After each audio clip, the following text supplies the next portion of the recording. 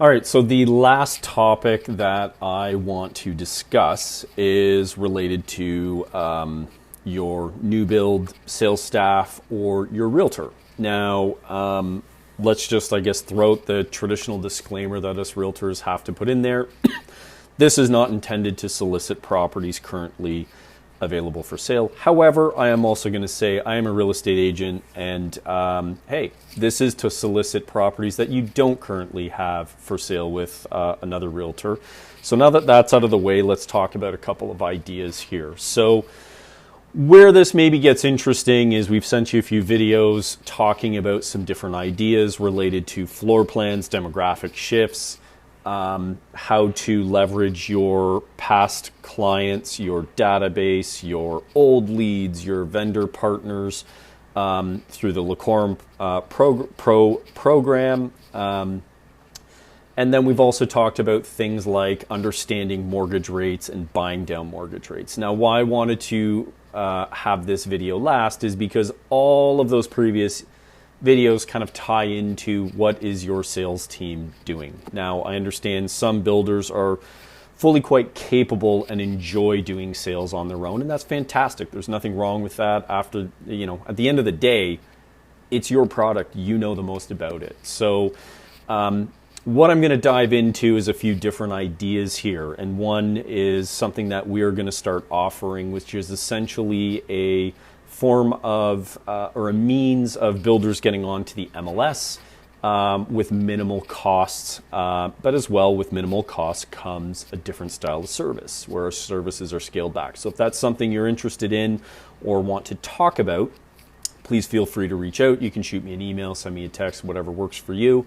But so now let's move past that and say, okay, what should your sales staff do? Well, if you've signed up for Lacorum Pro, if you've bought down the rates, if you've tweaked some ideas for floor plans, well, this is when real, true, hardcore sales comes in. It's time to develop a strategy and go back, and I call it dip back into the pond. And so that's go back through and say, okay, who's out there that we can communicate with and what can we communicate? So, I mean, depending on what strategy you're going with, if you've bought down a mortgage rate with your preferred lender, let's call it, you need a strategy around that with your sales team. And so that would probably look at contacting any realtor who has shown any interest or inquiry on your product in the past 6 months. I'm going to recommend that you email, text, and call.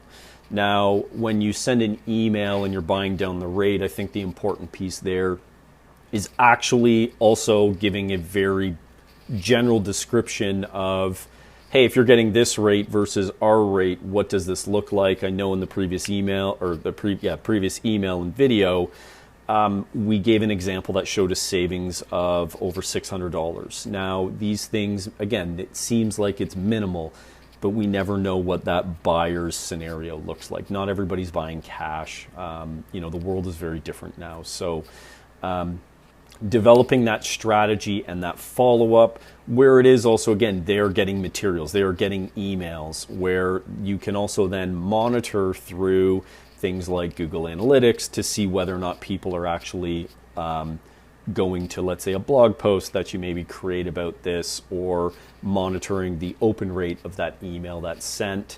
If your sales team does have the ability to monitor open rates on emails, again, that's a way of sorting who do we follow up with. If you send an email about buying down the rate and having a preferred rate to, let's say, 50 people, and 5 of them open that email 6 times, well, clearly they're the most important people to follow up with.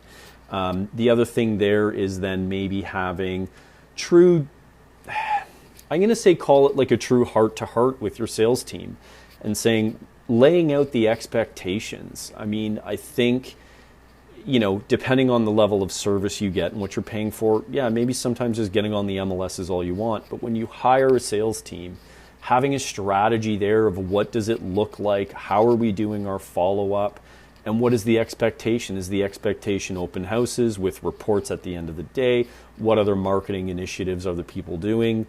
I think it's really just kind of getting back to the basics of sitting down with your sales team, whether that's someone internally in your new construction business or a realtor and saying, really, okay, let's strategize, let's come up with some ideas, but also helping give your realtors an understanding of what they can and can't do.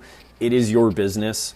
I don't think any realtor likes telling a builder what to do, but at the same time, I think what we do like is knowing that we are part of a team and we're working cohesively with the builder and understanding, I mean, you know, what can be given away? Could you include certain upgrades? But also, as realtors, giving us the understanding of what types of upgrades are cost effective to include. We don't necessarily understand what upgrades are quick and easy for you to include that show value, and then which ones aren't really as easy to give because they're a lot more expensive to offer. So just a couple different ideas there. And truthfully, you know, if you're not on the MLS showing an array of what you're offering, I think you're just doing yourself a disservice. Realtor.ca is one of the top, is always in the top 10 most visited websites. You need to be on there. Whether that looks at what the industry calls a mere posting, so that's essentially where a licensed realtor gets you onto the MLS.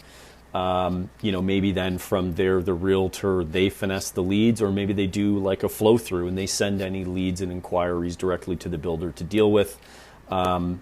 You know, if that's something you're interested in, please connect with us. But also if you're also interested in full service. And so what full service means is not only just getting on the MLS, but we're talking about open houses. You're talking about action plans and with email follow-up. That is email, that's text, that's phone calls, that involves blog posts, that leads or potential buyers can actually learn a little bit more about your product. The reality of the consumer today is they don't like to be controlled. They do like to be able to go and see a bunch of information, go get some ideas, and then when they're ready, they want to kind of come to the surface and lift their hand and say, hey, can I sit down and have a meeting? I have these questions. So thinking about these different ideas, I think, is very beneficial given the current market. And again, I enjoy talking with builders. I think it's a very fascinating world that you guys are in, and I do think you guys are being pulled in a million different directions. So even if you are just interested in grabbing coffee and having a general conversation about the market and spitballing some ideas, you know, that might help your business, feel free to reach out. I love connecting with people. You know, yeah, it's a fun thing, and I do believe between the new construction industry and the realtor industry, it would be nice to see us talking a little bit more, because I think we as realtors can learn a lot from home builders, but I think also home builders can learn a lot from realtors if we have a very purposeful, honest conversation. So again, it's Matt Santacapita from the Santa Sells Houses team. I hope you enjoyed these emails that we've been sending you in these videos. If you do have any other questions or other topics that you guys are interested in, feel free to shoot me a line saying, hey, like, you know, can you give me some comment on this? But at the same time, I'm going to say, if you don't want to receive any more of these ever again, also just let me know.